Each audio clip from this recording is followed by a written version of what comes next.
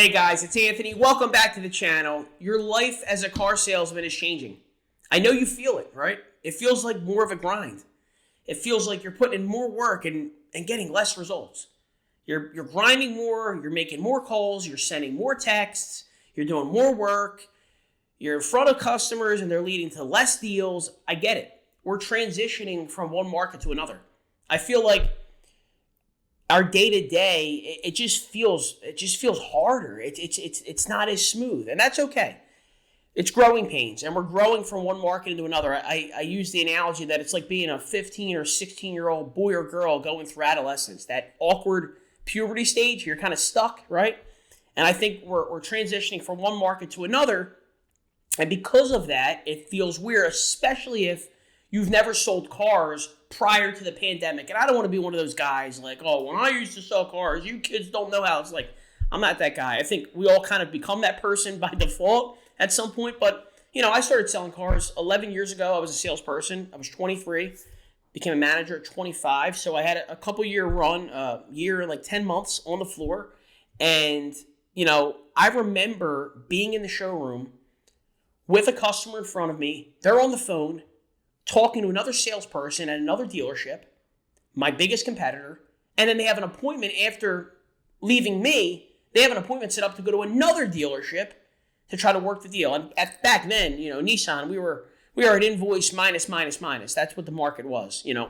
For those of you that don't know, you used to get a lot of money back per new car that you sold. So what would happen with you would essentially not make too much selling the car, but you get a lot of money back per car if you hit different tiers. So if you sold 50 cars that month, new cars, you might get $500 back per new car. If you sold 75, you might get $750. If you sold 100, you might get $1,000. So it made sense to take shorter deals because long run, at the end of the month, you make a lot of money back. But with that being said, that was a different market. We're not going to that market right now. I don't think we're maybe even ever going to get back there in the next 5-10 years with, production and stuff like that not being where it needs to be to allow that to happen. But we're still going to have to grind as hard.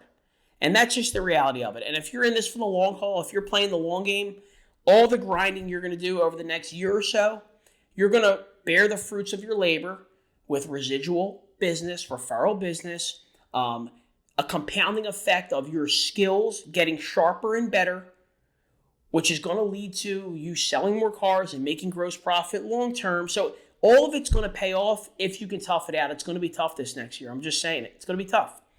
But my favorite market, and I pray we get back to it, is where everybody's got cars. They all have got inventory. All the programs are competitive, right? They're never going to get back to what they were. But, gas is never going to go back to 99 cents a gallon. Milk's never going to go back to 10 cents a gallon. Nothing's ever going to go back to that, right? The only thing constant is Costco, $1.50 hot dogs, right? So that was a bad joke. But nevertheless, it's never going to go back to that. But we are getting to a different market that's going to require more sweat equity, rolling up your sleeves, grinding harder to maybe make less money in the short term. In the long term, if you're one of the people that can last and hang in there, you're going to be fine. But my favorite market, what I was getting to is my favorite market is where everything's equal, but the only X factor, the only difference maker, the biggest area of leverage is you, the salesperson. You're the difference maker. I want that. I want the best man to be able to win, the best woman to be able to win. I don't want to lose a deal or a customer because I didn't have a vehicle. I don't want to lose a deal or a customer because, the company down the street, whatever that manufacturer may be, right, is, $200 less per month on a competitor vehicle, and I just nowhere close. I don't want that. Let's make everything equal. Let the best man win. Let the best woman win. Let the person who's willing to put in more hours, grind harder, let them win. And that's my favorite part. And I think what we're going through right now, we're gonna weed out some of the weak. The strong are gonna survive. We're gonna filter out, get rid of the sheep, and the wolves will remain. And that's what I'm looking forward to because I love that. Do I think it's going to be what it was before? I don't think so.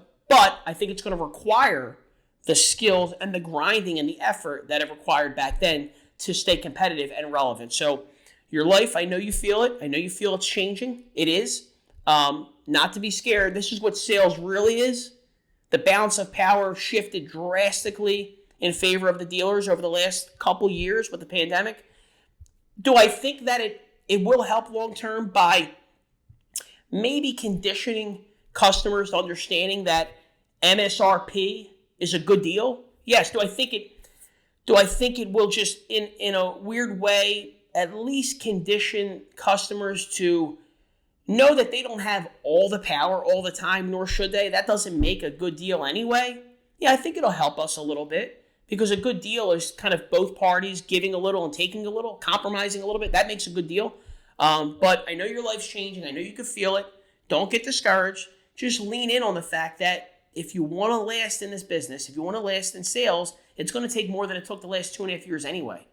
Egos were inflated, wrongfully so, because a lot of people just walked in off the street and made $100,000 selling cars or more and didn't really put in $100,000 worth of effort, if that makes any sense. But now it's time. Now you got to put in, you got to put in $250,000 effort to make $100,000 if you're willing to do it. And it's 100 this year.